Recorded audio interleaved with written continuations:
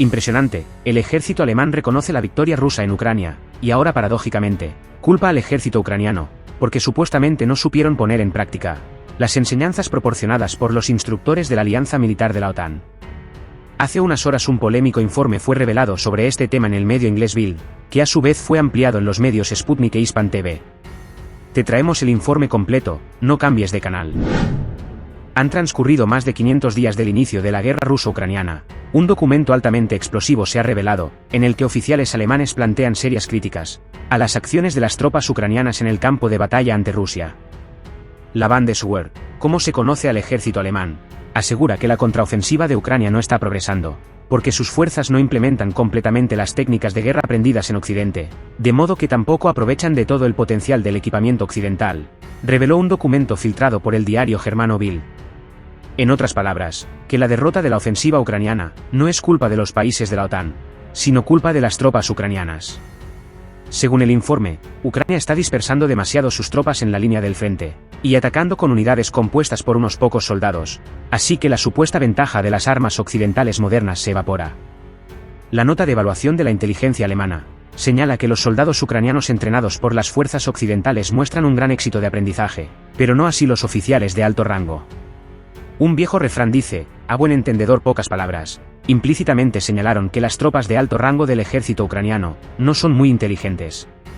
Criticó también que el ejército ucraniano favorece la promoción de soldados con experiencia en combate, sobre aquellos que han recibido entrenamiento en países de la Organización del Tratado del Atlántico Norte, OTAN. El periódico alemán ha explicado que algunos de estos líderes están mostrando deficiencias considerables en el liderazgo, así como en la aplicación de los procesos de gestión, lo que hace que en ocasiones se produzcan decisiones equivocadas y peligrosas. En palabras sencillas se están lavando las manos, al estilo de Poncio Pilatos sobre la derrota sufrida ante el poderoso ejército ruso.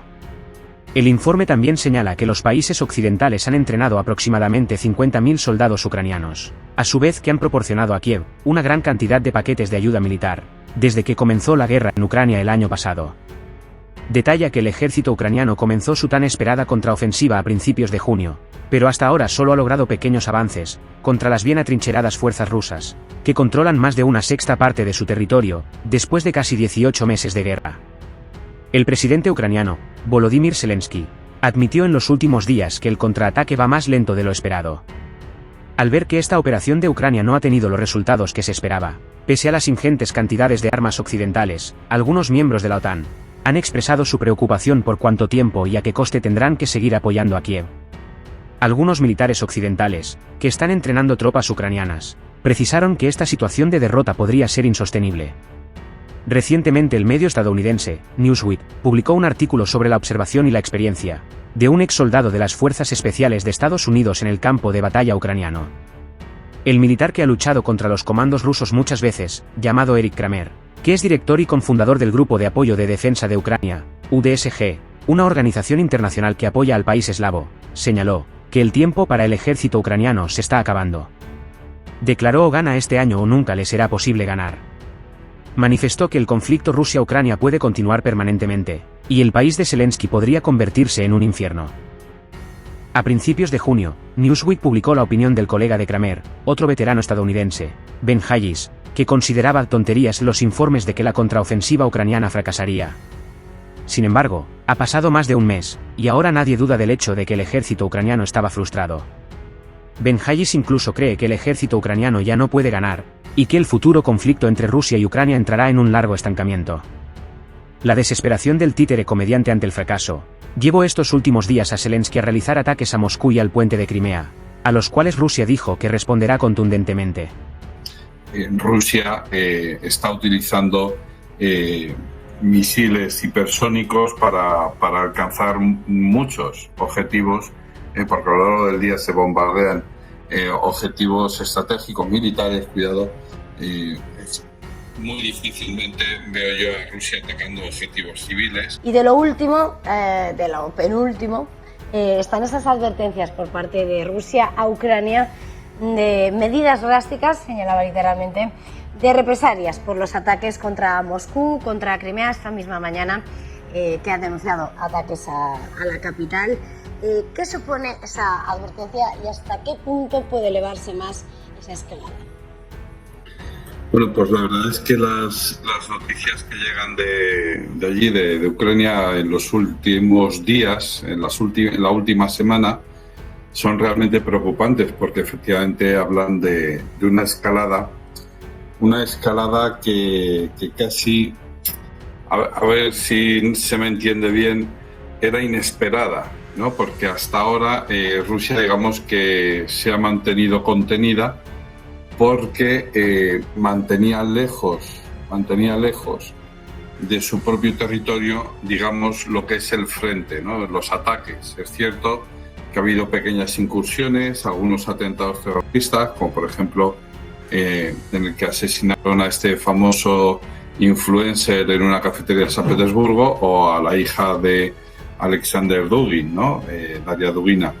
Pero salvo esas pequeñas excepciones o la incursión de un dron en el Kremlin, etcétera, bueno, pues sobre la Plaza Roja de Moscú, pues salvo esas pequeñas excepciones, digamos, que habían conseguido mantener el frente de batalla, por decirlo así, lejos del territorio ruso. Ahora, cuando se está atacando el puente de Crimea por un lado, cuando se está atacando la propia península de Crimea o la base de Sebastopol, o en fin, ya son, en una semana se ha atacado en reiteradas ocasiones, pues el escenario ya es distinto.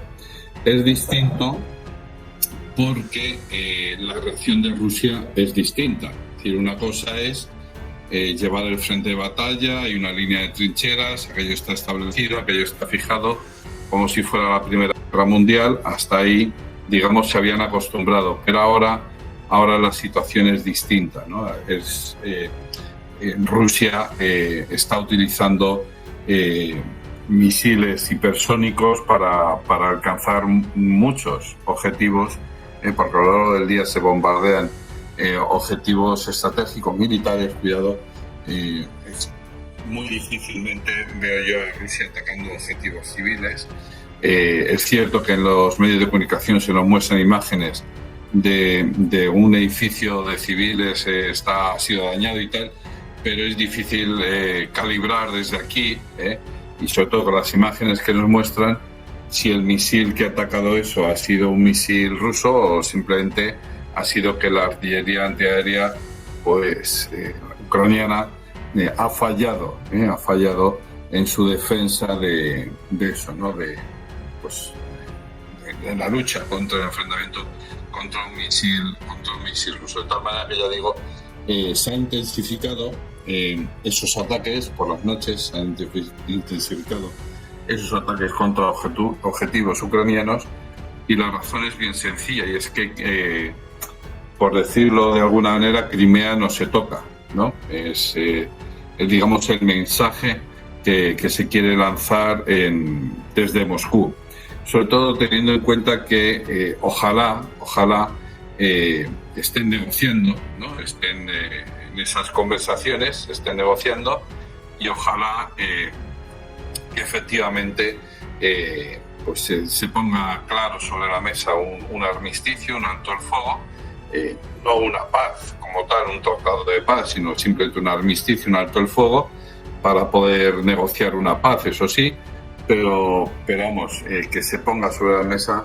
ese mensaje de Crimea no se toca, Crimea seguirá siendo rusa, porque el año 2014 está en disputa, ¿verdad?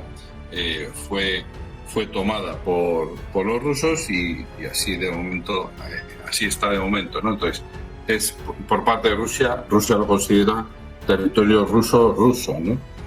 Es cierto, y esto hay que tenerlo en cuenta, que en 100 años de historia, tampoco nos vamos a ir mucho más allá, en 100 años de historia las fronteras europeas han variado muchísimo, y algunas de esas variaciones han sido resultados de guerras, ¿vale? Y estoy hablando de países como Polonia o de Lituania y por supuesto Ucrania. Las fronteras de Ucrania han variado muchísimo a lo largo de estos 100 años. Ya digo, no quiero irme mucho más para allá atrás, pero en 100 años han cambiado muchísimo.